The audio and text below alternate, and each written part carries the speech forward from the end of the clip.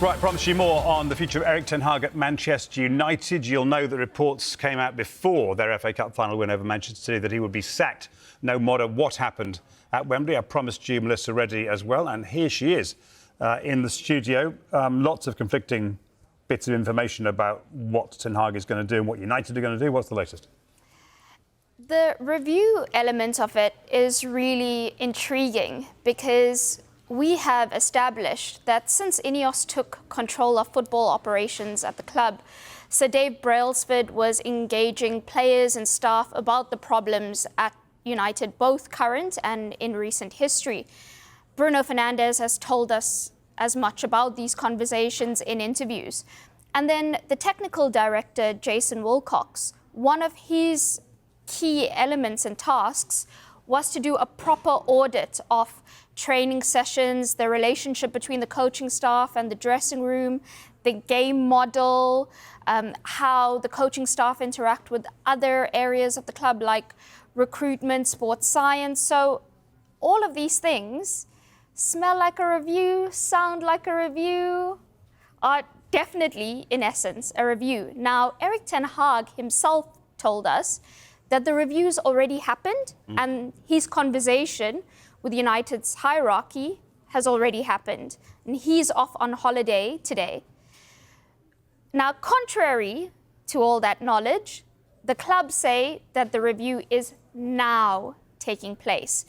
And there is a belief that they obviously don't want to put a dampener on the FA Cup celebrations because that was such a incredible victory from United against all the odds. The feeling around the club with the players, the staff was great, and they really needed that.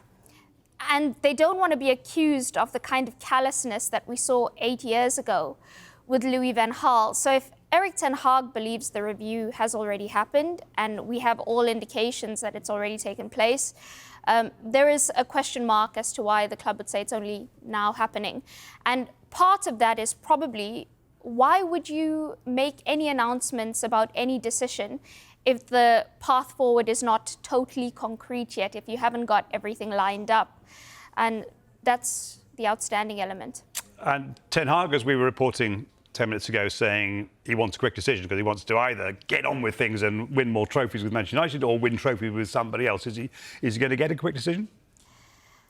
There's such a balance to be made here of appreciating that this is a human being, this is his employment that's in question, and he wants to continue. I've stated a few times on the channel that if he wanted to, amid all this uncertainty, he could have secured his long-term future with a very cushy move to Bayern Munich, which would have given him the instant opportunity for more silverware and to rebuild, and it would be great for his status. He wanted to stick it out at United. He didn't engage with any talks with Bayern because he said he wanted to concentrate on finishing the season strongly and on the FA Cup final. And we saw him concentrating on that did work a treat because the game plan was executed perfectly at Wembley. But he goes on holiday without knowing whether he will continue, whether he won't. Now, we've asked him for a few weeks, have you had any assurances from Ineos? And he's always said no, he doesn't need it. Yet, an interview came out in Dutch media yesterday where he said that the owners told him they want to continue and rebuild with him in charge. But that's juxtaposed by the fact that we know they've been meeting with the representatives of potential successors. And then you also had Sir Jim Ratcliffe's statement yesterday following the victory, congratulating the players and the staff, but not particularly the coaching staff or Erik ten Hag, which is quite curious. We don't generally see that clubs like to give a shout out to their trophy-winning managers.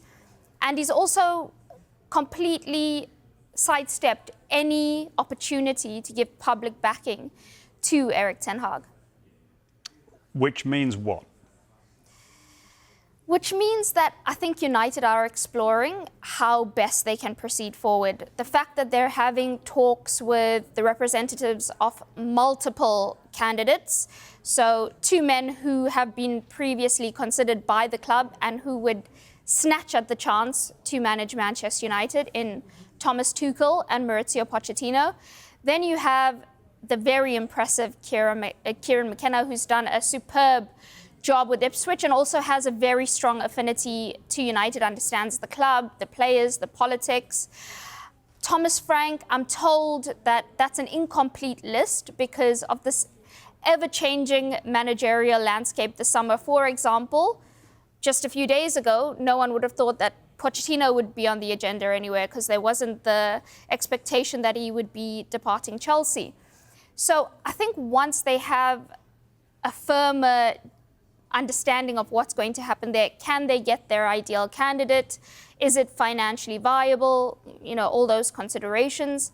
Then we will have an announcement. But from everything that Erik ten Hag has told us, from the fact that we've not had any public declaration from United themselves on Ten Hag, says that if they were minded to keep him, we would have heard something. However, I think they're still leaving that option on the table because if they cannot get their outstanding candidate or even maybe the second choice, or if the numbers add up, then they might decide that it is worth pursuing one more season with Ten Hag. And United and Chelsea both know that their list of potential candidates overlap to quite an extent, so that is a definite incentive to get on with it. Yes, and that is exactly what has sparked United into gear. The fact that Chelsea let go of Maurizio Pochettino has made this chain reaction of events because then Pochettino's available to talk to, but also Chelsea are targeting Kieran McKenna, who United would not want to see McKenna go to Chelsea rather than have a crack at him. If he chooses Chelsea over them, they might think, okay, fair enough, but at least we've had the opportunity to speak to him. He's heard us out. So yeah, there's so much happening in this managerial landscape, like with Barcelona and Xavi, for example, where he was leaving, he wasn't leaving, now he's gone again, Hansi Flick's coming in. And I think a lot of clubs are wanting to avoid the situations that Bayern Munich have had, for example, where they've had so many public rejections.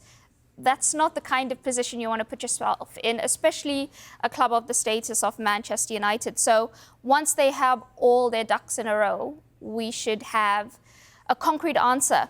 The other thing I want to explain, because the audience might not know it, is that when a national newspaper or when a broadcaster like us says something, there's a lot of responsibility in what we report and what it takes to get it out there. You have to give people the right of reply.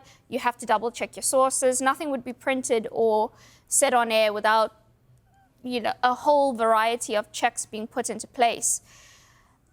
If a club wants to say something is completely false, they have no issue with telling you something is completely false, you're going down the wrong track, do not publish this because we will take action.